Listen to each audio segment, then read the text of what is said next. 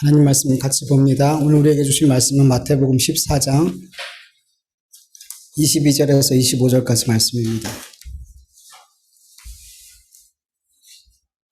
마태복음 14장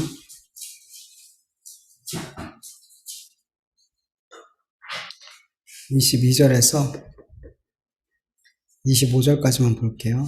우리 같이 읽습니다. 예수께서 즉시 제자들을 재촉하사 자기가 무리를 보내는 동안에 배를 타고 앞서 건너편으로 가게 하시고 무리를 보내신 후에 기도하러 따로 산에 올라가시니라. 저물매 거기 혼자 계시더니 배가 이미 육지에서 수리를 떠나 바람을 걸었으므로 물결로 말미암아 고난을 당하더라. 밤 사경에 예수께서 바다 위로 걸어서 제자들에게 오시니. 아멘. 오늘 본문 22절 말씀을 보면요, 예수님께서 제자들을 재촉하셔서 자기가 무리를 보내는 동안 배를 타고 건너편으로 가라고 명령을 하세요. 여러분, 왜 예수님은 본인이 직접 무리를 보내시고 또 왜 제자들을 재촉하시면서 빨리 바다 건너편으로 건너가라고 이렇게 내모신 걸까요? 제자들이 무리를 보내도 되고 제자들이 무리를 다 보낸 다음에 함께 배를 타고 건너편으로 가셔도 되잖아요. 근데 왜 주님이 이렇게 굳이 이렇게 행하신 걸까요? 여러분, 요한복음 6장 14절에서 15절 말씀 보면 예수님께서 행하신 오병이어의 기적을 맛본 그 수많은 사람들이 서로가 서로에게 뭐라고 얘기하냐면 그 사람들이 예수께 행하신 이 표적을 보고 말해야 돼. 이는 참으로 세상에 오실 그 선지자라 하더라. 그러므로 예수께서 그들이 와서 자기를 억지로 붙들어 임금으로 삼으려는 줄 아시고 다시 혼자 산으로 떠나 가시니라. 이렇게 말씀하고 있어요. 여러분, 무리들이 예수님을 보고 그냥 선지자가 아니라 그 선지자라고 얘기하고 있어요. 그 선지자. 네. 여러분, 그 선지자는 누구예요? 메시아를 얘기하는 거예요. 메시아를. 신명기 18장 15절을 보면 모세가 백성에게 이렇게 말해요. 내 하나님 여호와께서 너희 가운데 내 형제 중에 너를 위하여 나와 같은 선지자 하나를 일으키리니 너희는 그의 말을 들을지니라. 모세가 말한 것처럼 나와 같은 선지자 하나를 세우겠다. 너희는 그의 말을 들어라. 이렇게 말씀하신단 말이에요. 모세가 말한 나와 같은 선지자, 그 선지자가 바로 지금 백성들이 말하고 있는 그 선지자인 거예요. 그 선지자는 바로 메시아였던 거예요. 메시아. 우리가 알다시피 이스라엘 백성들이 가지고 있었던 메시아관은 어떤 거였어요? 정치적인 메시아관이었어요. 정치적인 메시아관. 정치적인 메시아관의 핵심이 뭐라 그랬어요? 이스라엘을 회복하는 거예요. 네. 메시아가 오셔서 이스라엘의 실질적인 왕이 되시는 거예요. 이스라엘의 왕이 되셔서 이스라엘을 대적하고 억압하는 모든 나라로부터 구원하시고 종교적으로, 정치적으로, 군사적으로, 경제적으로 가장 강력했던 그 다윗의 시대를, 다윗의 시대의 영광을 회복해 주는 거예요. 그들이 기다리는 메시아의 모습이었단 말이죠. 무리들은 예수님께서 행하신 이 놀라운 기적을 보면서 그 다윗의 영광을 회복할 수 있는 바로 그 선지자구나, 바로 메시아구나라고 그들 전체가 그렇게 생각을 했더라는 거예요. 분명 맞아요. 예수님은 메시아가 맞아요. 그런데 그들이 갖고 있는 메시아관은 잘못됐더라는 거죠. 무리들이 예수님을 메시아로 생각하게 된 결정적인 이유가 뭐였어요? 떡을 먹고 배부름으로. 요한복음 6장 26절을 보면 너희가 나를 찾는 것은 표적을 본 까닭이 아니요 떡을 먹고 배부른 까닭이로다. 예수님께서 배를 타고 건너가시잖아요. 제자들이 먼저 가시고 예수님이 함께 오셔서 이제 바다 위를 건너서 오셔서 같이 이제 건너편으로 가셨어요. 그때 사람들이 또 막 걸어서 예수님을 따라왔단 말이에요. 그들 향해서 이렇게 얘기하시는 거예요. 너희들이 나를 따르는 이유는 먹고 배불러서 그래. 먹고 배불러서 그래. 그들의 자신들의 육신의 필요를 채워주시는 그 예수님을 딱 볼 때, 그래, 저분이지. 저런 메시아를 기다렸어. 이렇게 생각했더라는 거예요. 근데 여러분, 여기서부터가 잘못됐더라는 거예요. 여기서부터가. 구약에 기록된 메시아는 우리의 육신의 필요를 채워주는 목적을 가지고 오신 것이 아니라는 거예요. 다윗의 시대의 영광을 재현하려 오신 것도 아니란 말이에요. 메시아는 우리에게 하나님의 자녀가 되는 권세를 주시기 위해서, 우리에게 영원한 생명을 주시기 위해서, 우리를 죄에서 구원하시기 위해서 이 땅에 오셨단 말이에요. 그게 목적이잖아요. 요한복음 6장을 보면요, 오병여의 사건 뒤에 예수님께서 자신이 생명의 떡으로 이 땅에 오셨다라고 가르치기 시작하셔요. 오병이어 사건 이후에. 예수님을 따르는 큰 무리들은 예수님께서 나누어 주신 그 육신의 양식을 먹고 예수님을 메시아로 생각했는데 예수님은 그것 아니라는 거예요. 그거 아니야. 이렇게 말씀하시는 거예요. 예수님께서 그들에게 진짜 주고 싶었던 떡은 육신의 떡이 아니라 하늘에서 내려와서 세상에 생명을 주는 생명의 떡이었단 말이에요. 그리고 이 생명의 떡은 누굴 얘기해요? 예수님 자신. 요한복음 6장 53절에서 57절 같이 읽어볼게요. 예수께서 이르시되 내가 진실로 진실로 너희에게 이르노니 인자의 살을 먹지 아니하고 인자의 피를 마시지 아니하면 너희 속에 생명이 없느니라. 내 살을 먹고 내 피를 마시는 자는 영생을 가졌고 마지막 날에 내가 그를 다시 살리리니 내 살은 참된 양식이요 내 피는 참된 음료로다. 내 살을 먹고 내 피를 마시는 자는 내 안에 거하고 나도 그 안에 거하나니 살아계신 아버지께서 나를 보내심에 내가 아버지로 말미암아 사는 것 같이 나를 먹는 그 사람도 나로 말미암아 살리라. 이것은 하늘에서 내려온 떡이니 조상들이 먹고 죽은 것 같지 아니하여 이 떡을 먹는 자는 영원히 살리라. 이렇게 말씀하고 계세요. 예수님은 육신의 떡을 먹고 배불러서 와, 저런 메시아, 우리가 기다렸던 메시아가 저런 분이지 라고 생각하는 그들을 향해서 아니야. 나는 너희들에게 육신의 떡을, 육신의 배부름을, 너의 육신의 필요를 채워준 게 아니라 내 살을 너희들에게, 내 피를 너희에게 먹이고 마셔서 살리려고 온 거야. 내가 떡이야. 나라는 떡을 먹어야 돼. 그 말씀을 가르치시더라는 거예요. 이렇게 예수님이 생명의 떡이라는 것을 알고 믿는 자들이 참 메시아가 어떤 분인지 알고 믿는 자들이라는 거예요. 다시 요한복음 6장 15절을 보면요. 성경은 무리들이 예수님을 억지로 붙들어서라도 임금을 삼으려 했다라고 기록하고 있어요. 붙들다라는 헬라어 그 하르파조라는 뜻은 강제로 취하다, 훔치다, 빼앗다, 붙잡아가다 이런 뜻이 있어요. 다 부정적이죠. 강제적인 거예요. 강제적인 것. 예수님이 임금이 되기 싫다고 해도 무리들은 예수님을 빼앗고 훔치고 강제로 취해서라도 예수님을 반드시 임금의 자리에 세워 놓으려고 했더라는 거예요. 네. 그런 마음을 먹었더라는 거예요, 지금 무리들이. 모세는 분명 내 하나님 여호와께서 너희 가운데 내 형제 중에서 너를 위하여 나와 같은 선지자 하나를 일으키리니 너희는 그의 말을 들어라라고 말씀하셨어요. 들어라, 샤마, 순종해라, 복종해라, 경청해라 이런 뜻이잖아요. 무리들은 선지자의 말을, 예수님의 말을 경청하고 순종하고 복종하는 자리에 있어야 되는데 그들은 오히려 반대로 자기들의 뜻을, 자기들의 말을 예수님을 강제로라도 복종시켜서 듣게 하려는 마음을 갖고 있었더라는 거예요. 반대가 됐어요, 주종이. 결국 잘못된 메시아가는 메시아를 자기의 필요와 자기의 뜻을 이루는 도구로 메시아를 그렇게 만들어 버리더라는 거예요.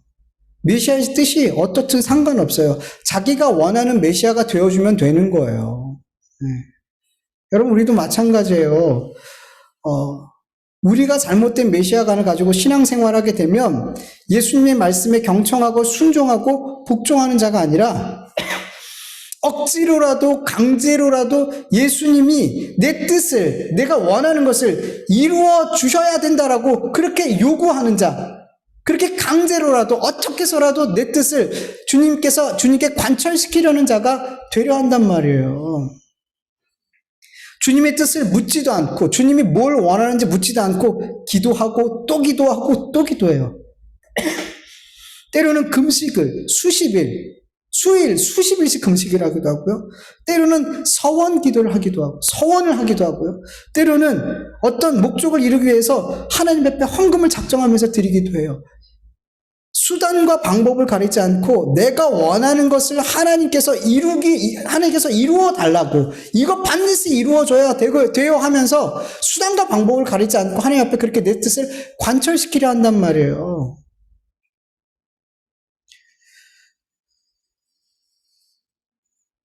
여러분, 잘못된 메시아관을 가지고 있으면 예수님의 말씀, 예수님의 뜻이 별로 중요하지가 않아요. 그저 내가 원하는 것, 내가 필요로 하는 것, 내 뜻, 이것을 예수님이 이루어주면 그게 최고인 거예요. 그게 최고인 거고 그게 정말 행복한 신앙생활이라고 생각하는 거예요. 이렇게 생각하는 사람들이 교회에 너무 많아요. 넘쳐나요. 주님, 내가 원하는 것, 내가 뜻하는 것, 내가 필요한 것, 주님 이거 들어주세요. 그럼 제가 주님을 더 잘 섬길게요. 아니요, 여러분. 근데 이렇게 생각하면서 신앙생활하는 사람이 너무 많다니까요, 여러분. 그러다가 예수님이 내 육신의 필요와 내가 원하는 뜻을 들어주시지 않는 분이라는 것을 알게 될 때 미련 없이 떠나는 거예요. 알죠. 당연히 알게 돼요. 주님은 그걸 주시려고 우리에게 오신 분이 아니기 때문에 알아요. 내가 믿는 이 예수님은 내가 원하는 거 주시는 분이 아니네. 내 뜻을 이루어 주시는 분이 아니네. 안단 말이에요. 그럼 어떻게 해요? 버리는 거예요. 예수님께서 무리들과 제자들에게 내가 너희들에게 육신의 떡을 주러 온 사람이 아니라 나 자신을 너희들한테 먹여서 너희에게 생명을 주러 온 내가 생명의 떡이야. 영적인 떡을 먹어야 돼. 그렇게 가르쳐 주시니까 그 말씀이 끝난 다음에 어떻게 된 줄 알아요? 제자들이 다 떠났어요. 요한복음 6장 66절. 그때부터 그 제자 중에서 많은 사람들이 떠나가고 다시 그와 함께 다니지 아니하였더라. 많은 사람들이 이 예수님이 진리를 선포할 때 예수님이 오신 그 진짜 목적과 이유에 대해서 말씀하시니까 대부분이 떠나가더라는 거예요. 다시는 주님과 함께하지 않더라는 거예요. 내가 원하는 메시아가 되어주지 않으면 그 메시아 필요 없다는 거예요. 내가 원하고 바라는 그 예수님이 되어주지 않으면 나 예수님 필요 없다고 떠나버리더라는 거예요, 여러분. 잘못된 메시아관, 잘못된 예수님에 대해서 잘못 생각하고 있으니까 이런 일이 벌어지는 거예요, 여러분. 이게 바로 예수님을 우상화하는 거예요. 우상화하는 거예요. 여러분, 우상을 섬기는 목적은 자기가 섬기는 신을 극진히 잘 섬기기 위함이 아닌 거예요, 여러분. 누구를 위해서요? 나를 위해서 섬기는 거예요, 우상은. 내 성공과 출세와 부와 명예와 권세와 형통과 건강, 장수, 평안한 생활, 행복한 생활, 이런 것들을 위해서 우상이라는 것을 만들어 놓고, 있지도 않은 우상이라는 것을 만들어 놓고, 그 우상에게 비나이다 하는 거예요. 지극 정성을 다하는 거예요. 나를 위해서, 여러분. 그래서 지극정성하는 거예요. 나를 위한 거니까, 여러분. 그래서 예수님을 섬기는 것과 예수님이라는 우상을 섬기는 것이 잘 구분이 안 되는 거예요.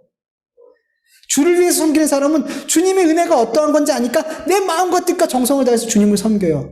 근데 예수님이라는 우상을 섬기는 사람 역시도 나를 위한 일이니까 지극정성으로 예수님을 섬기는 것처럼 보이더라는 거예요.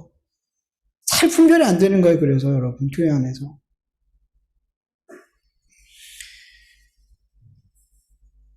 여러분, 우상을 섬기는 자는 결국 나를 충족시키기 위해서 섬기는 거예요. 그래서 내가 충족이 되지 않으면 그 우상 버리고 다른 우상을 섬기는 거예요. 그런데 여러분, 그리스도인들은 절대로 나를 위해서 하나님을 믿지 않아요. 하나님을 위해서 믿어요. 하나님께 영광을 돌리기 위해서. 우리의 존재 목적이 하나님께 영광 돌리고 하나님께 찬송이 되고 하나님을 영원토록 기뻐하는 삶이 우리 그리스도인의 존재 목적이에요. 이 목적을 가지고 살아간단 말이에요. 내가 목적이 아니란 말이에요. 나의 잘된 거, 나의 행복이 목적이 아니란 말이에요. 그래서 우리가 그리스도인들이 이 예수님을 믿고 사는 삶이 십자가의 길이라는 걸 알면서도 가는 거예요. 나를 위해서, 내 행복을 위해서 사는 사람은 십자가의 길 절대로 못 간단 말이에요. 주님을 위한 삶을 살기 때문에, 주님의 영광을 위한 삶을 살기 때문에 십자가라는 길을 가는 거란 말이에요. 여러분 이것을 아셔야 돼요. 제가 자주 얘기 드려요. 예수님을 우상화하면 안 돼요, 여러분. 잘못된 메시아관을 갖고 있으면 안 돼요. 안 돼요, 여러분. 그 사람들은 반드시 예수님 떠나게 돼 있어요. 어느 시점에서 이분이 내가 원하는 것을 주지 않는 분이구나라는 것을 알게 되는 순간에 뒤도 안 돌아보고 떠나요, 여러분. 떠나요.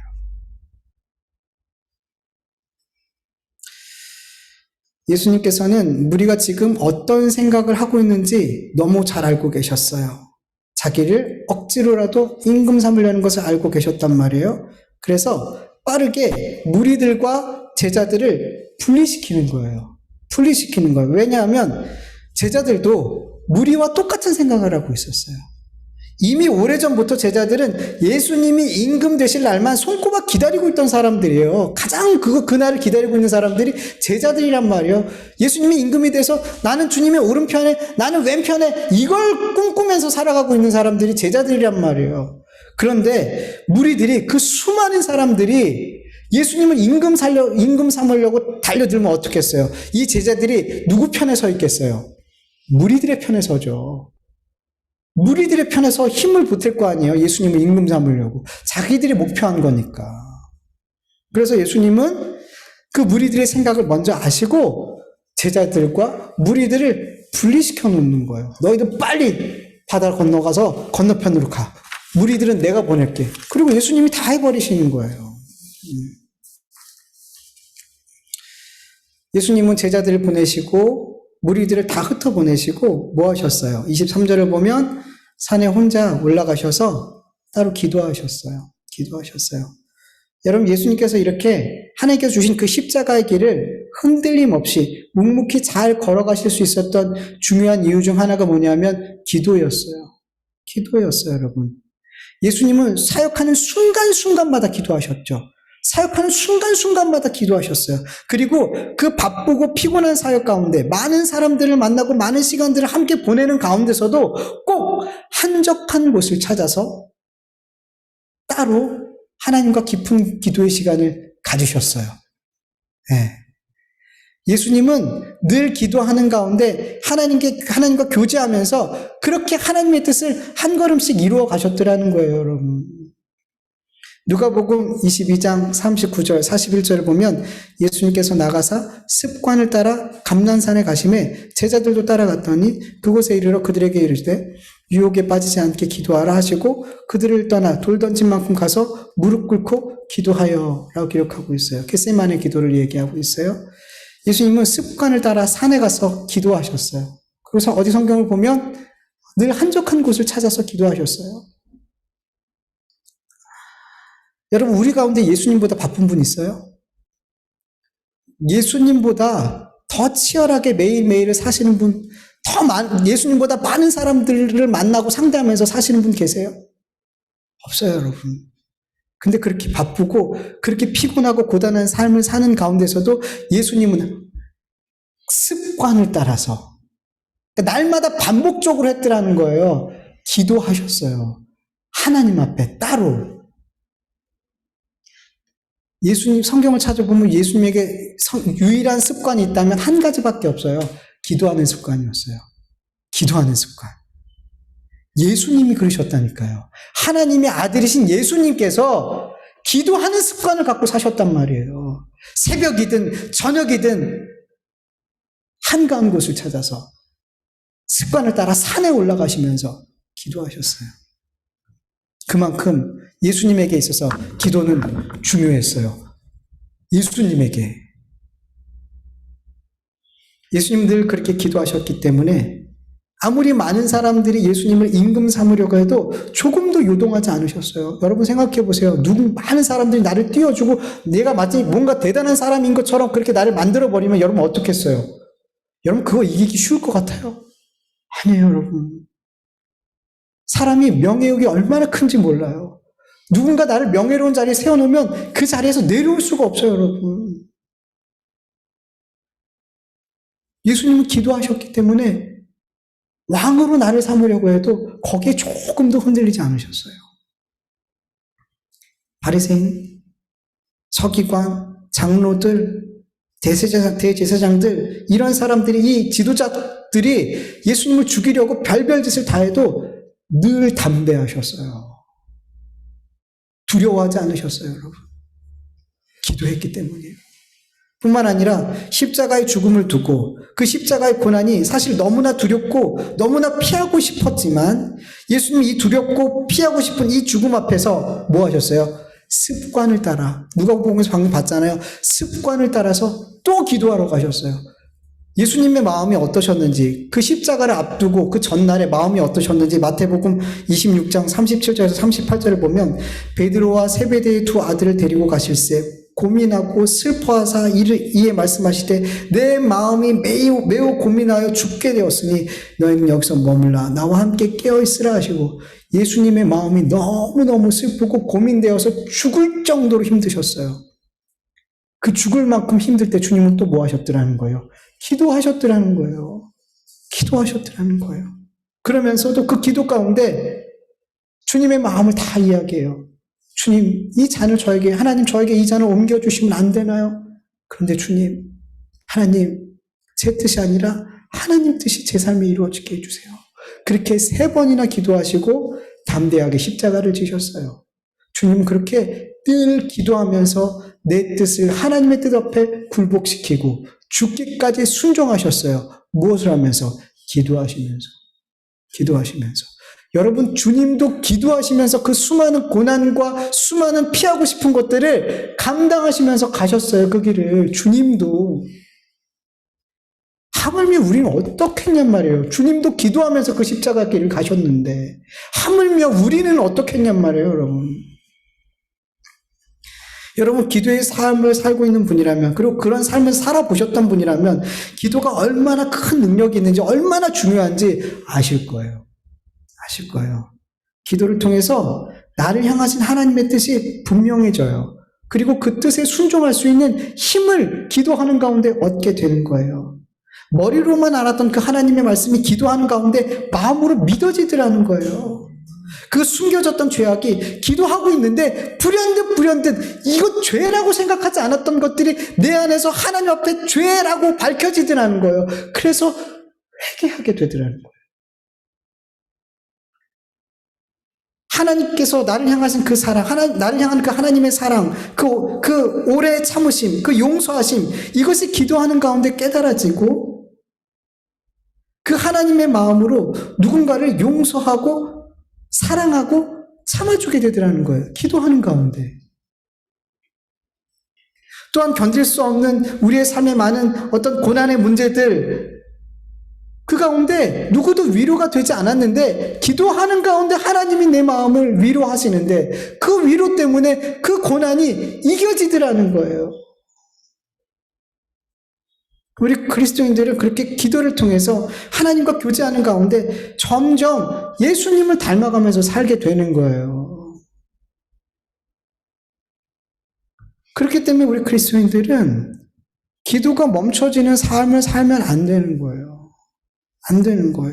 기도가 멈출 때 우리의 신앙의 생활이 방황하게 돼요. 그러니까 신앙의 삶을 못 살게 된다는 거예요. 능력도 없어요. 마귀의 공격에 그냥 무너져 버려요. 육신의 정욕을 절대 못 이겨요. 올바른 선택을 할 수가 없어요. 세상이 다 두려운 거예요. 작은 문제도 두려운 거예요. 계속 내 안에 두려움이 있어요. 뭐 하지 않으면? 기도하지 않으면. 여러분, 다윗조차도 기도가 잠들어 있을 때 마귀의 공격에 넘어지더라는 거예요. 육신의 정욕을 못 이기더라는 거예요.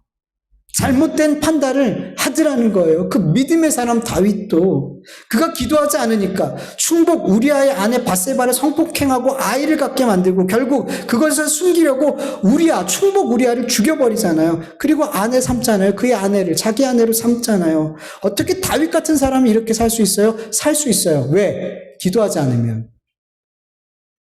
여러분, 기도하지 않으면 다윗 같은 사람도 이렇게 돼요, 여러분. 여러분, 우리 그리스도인들은 그래서 어떤 상황에 있든지 기도할 수 있는 시간을 반드시 마련해야 되는 거예요. 게을러서 할 일이 너무 많고 바빠서 피곤해서 장소가 없어서 기도할 제목이 없을 만큼 너무 평안해서 기도만 하면 졸려서 수많은 핑계질을 대지만 이거 다 누가 주는 핑계일까요, 여러분? 마귀가 주는 거예요, 여러분.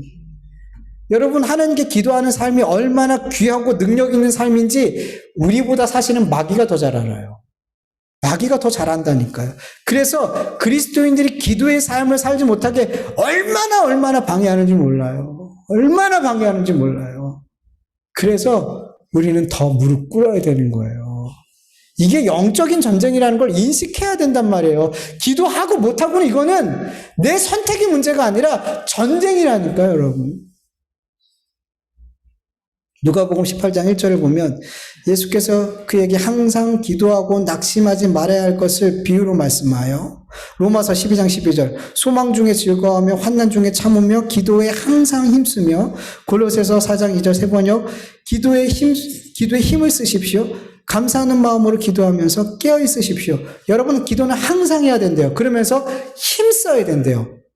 항상 해야 되는 게 기도고 이 기도할 때 항상 기도하기 위해 힘써야 되는데요.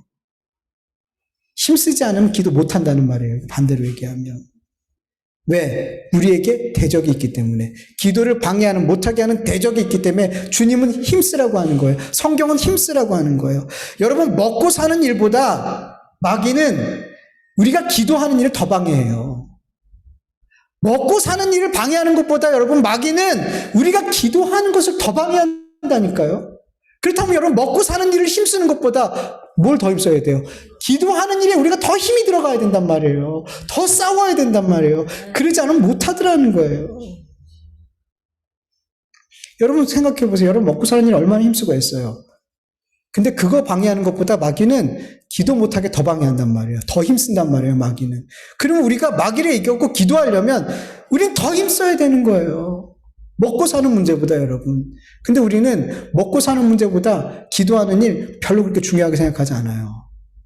먹고 사는 일은 너무 중요한데 여러분 정말 손 들어보세요. 나 먹고 사는 일보다 기도하는 일이 더 중요하다. 네, 계세요.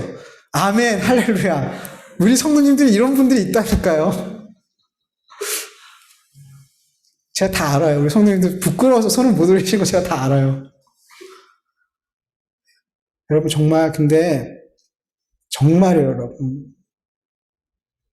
먹고 사는 일보다 마귀가 기도하는 일을 더 힘써 방해한다면 우리는 먹고 사는 일보다 기도하는 일에 더 힘써야지 기도할 수 있게 되는 거예요.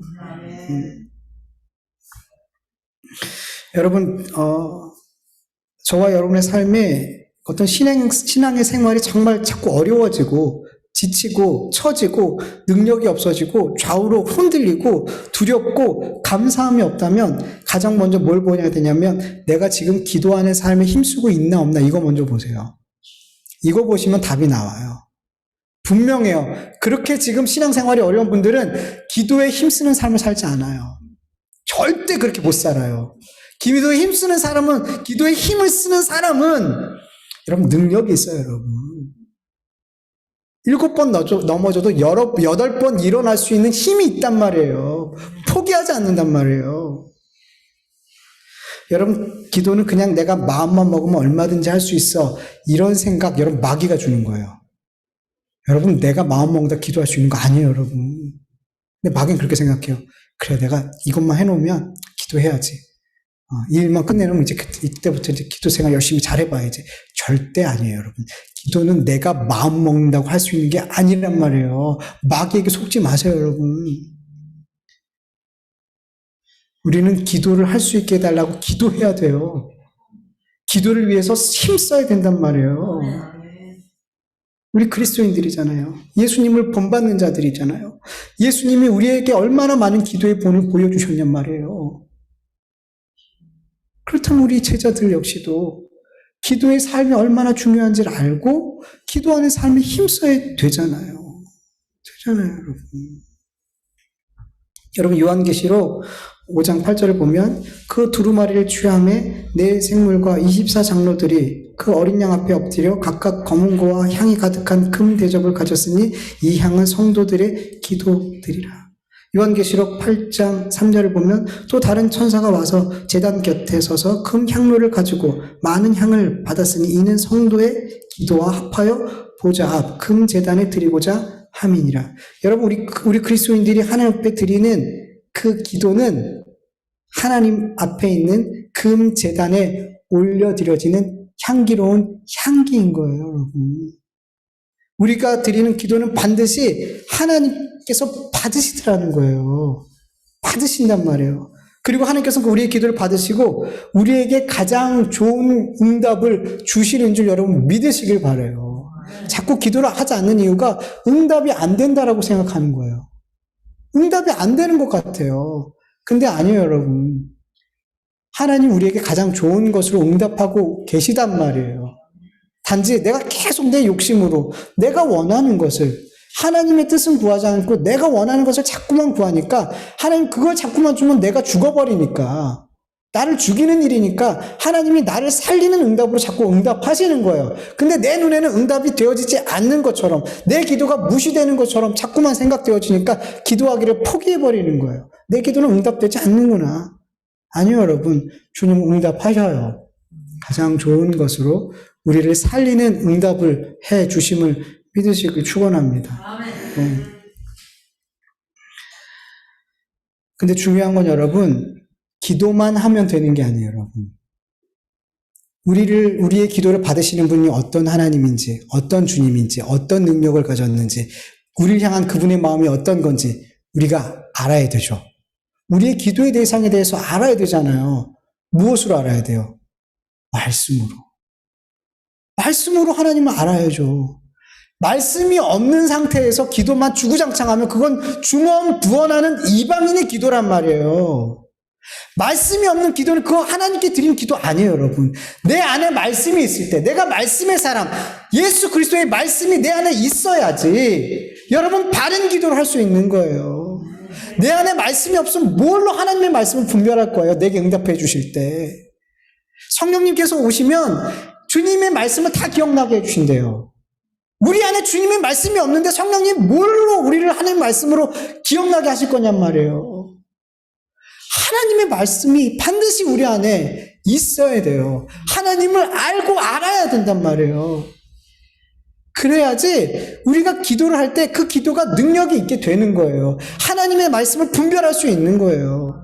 말씀은 없으면서, 하나님에 대해서 쥐뿔도 모르면서, 복음에 대해서 아무것도 모르면서 기도 10시간 해보세요.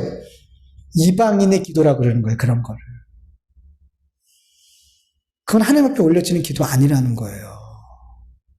내가 기도하는 그 기도를 받으시는 기도의 대상에 대해서 전혀 모르면서 뭘 기도하겠다는 거예요. 하나님이 날 향하신 뜻이 뭔지도 모르면서, 이 역사를 향한 하나님의 뜻이 뭔지도 모르면서 도대체 무엇을 기도하겠다는 거예요. 그래서 우리 그리스도인들은 기도 정말 열심히 해야 돼요. 기도해야 돼요. 습관을 따라 기도해야 돼요. 삶의 순간순간 기도해야 돼요. 그리고 우리 안에 뭐가 항상 있어야 돼요? 하나님 말씀을 듣고 배우고 읽고 묵상하는 삶이 우리 안에 항상 있어야 돼요. 말씀과 기도가 항상 같이 가야 되는 거예요. 말씀만 갖고 있고 또 기도는 안 하면 또 어떻게 될까요? 교만해지는 거예요. 같이 늘 가야 되는 거예요. 같이. 한 곳에 치우쳐도 안 돼요. 여러분, 이렇게 말씀과 기도가 잘 균형을 갖고 신앙생활할 수 있는 저와 여러분 되기를 축원합니다. 예수님께서 기도하고 산에 혼자 계실 때 여러분 제자들은 어떤 상황에 놓여 있었죠? 24절을 보면 배가 이미 육지에서 수리를 떠나서 바람이 거슬림으로 바람이 거스름으로 물결로 말미암아 고난을 당했다 그래요. 그러니까 큰 파도가 막 친 거예요. 바람이 불어서 막 큰 파도가 쳐서 고난을 당하고 있었어요. 요한복음 6장 19절에 보면 제자들이 노를 져서 10여리쯤 갔다 그래요. 10여리쯤이면 몇 킬로 정도 되죠? 4킬로가 넘겠죠? 4, 5킬로 정도 되는, 그러니까 예수님과 상당히 먼 거리에 있었단 말이에요. 앞이 보이지 않아요. 밤 사경이라 그랬으니까 새벽 3시에서 한 4시, 6시쯤 되는 그 시간이었어요. 성경을 보면. 이렇게 아무것도 보이지 않는, 불빛도 없는 그 캄캄한 바다에서 큰 물결로 인해서 정말 죽을 수밖에 없는, 그 죽을 것 같은 상황에 제자들이 놓여 있었어요. 여러분, 그때 그 죽을 것 같은 상황에 제자들이 누가 생각났을까요? 예수님. 예수님. 마태복음 8장에 보면요, 제자들이 예수님과 배를 타고 갈 때 큰 풍랑이 일어나요.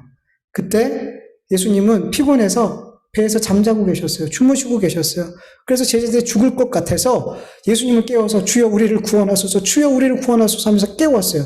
예수님이 바람과 파도를 책망하시니까 파도가 잠잠해지고 바다가 잠잠해졌어요. 그러면서 그들이 뭐라 그러냐면, 이가 어떤 사람이기에 바람과 바다가 순종하는가? 놀랬어요. 그들은 이렇게 예수님께서 바람과 파도를 잠잠케 하시는 그 주님의 능력을 이미 경험한 사람들이에요. 네. 제자들은 지금 죽을 것 같은, 이 바람과 파도로 인해서 죽을 것 같은 상황에서 자기들을 구원해 주실 수 있는 분은 예수님밖에 없다는 걸 알았단 말이에요. 그들은 지금 가장 필요한 분, 가장 생각나는 그분이 있다면 바로 예수님이었을 거란 말이에요. 예수님. 그런데 예수님은 그들의 눈에는 그들과 함께 있지 않았어요. 너무 두려웠던 거죠. 그래서. 그런데 여러분, 예수님은 비록 제자들과 배에 함께 있진 않았지만 예수님의 마음과 예수님의 그 눈은 항상 누굴 향해 있었을까요? 제자들을 향해 있었더라는 거예요. 마가복음 6장 48절에 보면 바람이 거스름으로 제자들이 힘겹게 노젓는 것을 보시고, 예수님이 산에서 기도하실 때 제자들이 그렇게 노를 저으며 힘겹게 막 사투하고 있는 것을 주님이 보셨더라는 거예요. 보셨더라는 거예요. 그리고 그들에게 가시는 거예요. 파도를 밟으시면서. 4, 5km나 멀리 떨어져 있는 그곳까지. 제자들은 주님이 자기들을 보고 있다는 것, 주님의 마음이 자기들을 향하고 있다는 걸 몰랐어요. 몰랐어요. 그래서 너무나 두려웠어요. 그러나 주님은 그 제자들에게 한시도 그 마음과 생각과 눈이 떠나지 않았다라는 거예요. 예. 여러분, 우리가 어느 순간에, 주님이 나와 함께 하셨다면 이런 일이 일어나지 않았을 텐데 라는 생각이 들 때가 있어요.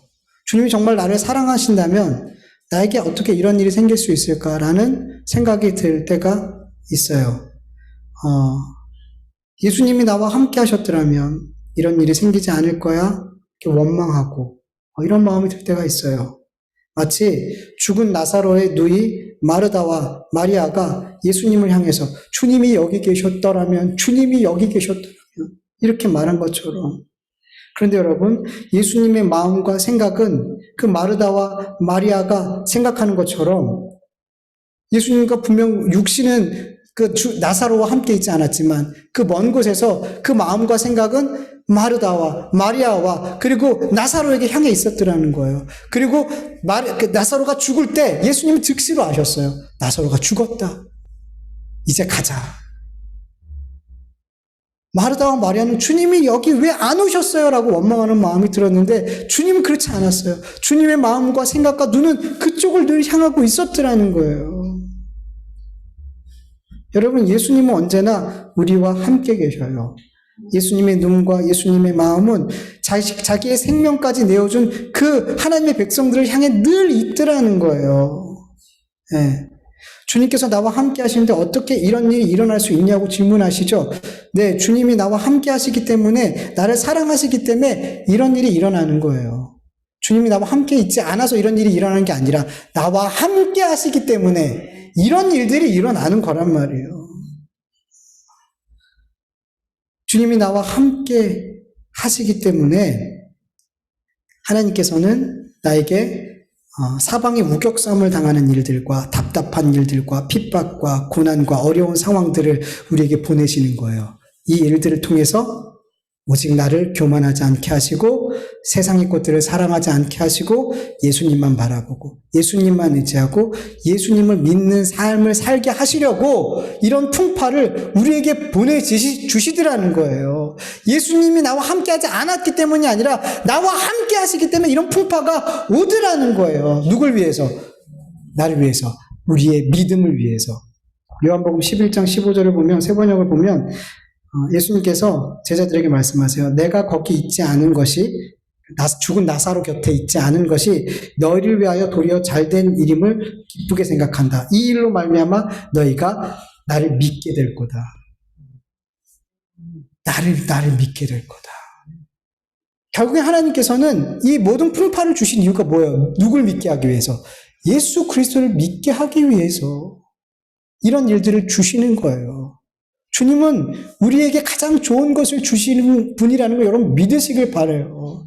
나와 함께하지 않는 것 같아도 그것은 나와 함께하지 않기 때문에 일어난 일이 아니라 나에게 더 좋은 것을 주시기 위함이에요. 네. 그래서 우리의 삶에 험한 풍파를 계속 허락하시는 거예요. 우리와 함께 하시기 때문에. 여러분, 우리의 삶에 험한 풍파가 없을 날이 거의 없죠. 근데 여러분, 그 모든 순간은 우리를 더욱더 믿음의 사람으로 세우기 위해서, 우리의 믿음의 역할을 하기 위해서 주님은 그렇게 우리의 삶에 험한 풍파를 보내주신 것을 믿으면서 그 험한 풍파 앞에 너무 낙심하지 마세요. 항상 성경을 보면 제자들이 위태로울 때마다 하나님의 전능하심을, 예수님의 전능하심을 보게 되잖아요. 우리의 삶에 그 풍파가 크면 클수록 우리는 주님이 나와 함께 계신 것과 그 하나님이 전능하신 하나님이라는 것을 보게 될 줄 믿습니다. 네, 우리 잠깐 기도하죠.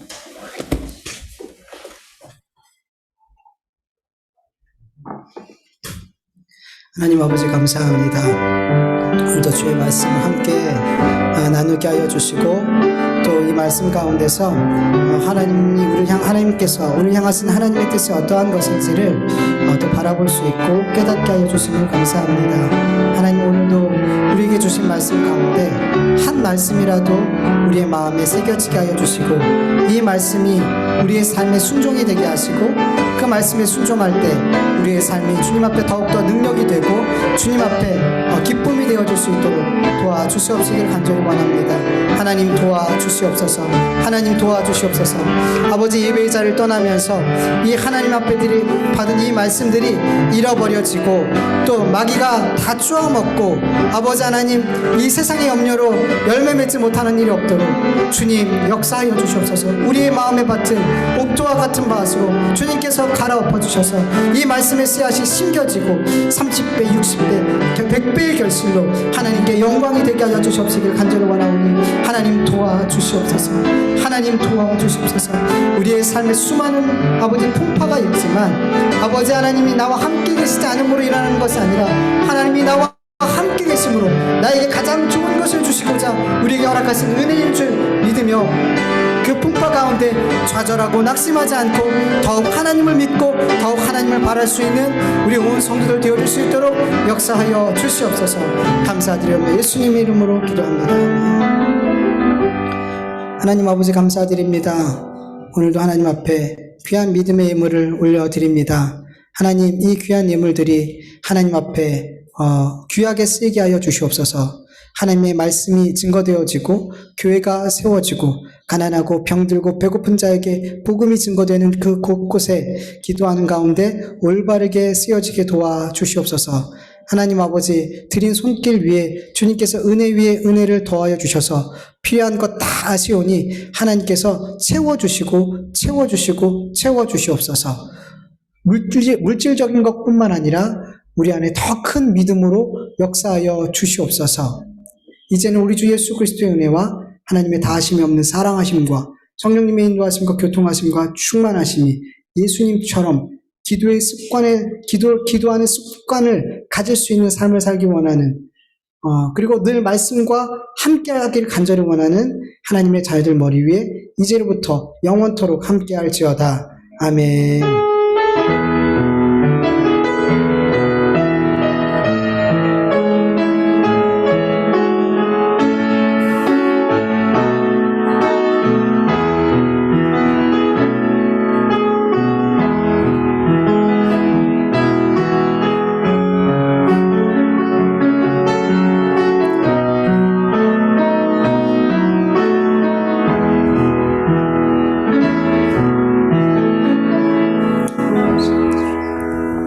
우리 예배를 받으시는 하나님께 감사와 영광의 박수 올려드립니다. 하나님 감사합니다. 예배를 받으시고 여러분 삶에서 예배할 수 있게 해주신 데 감사합니다.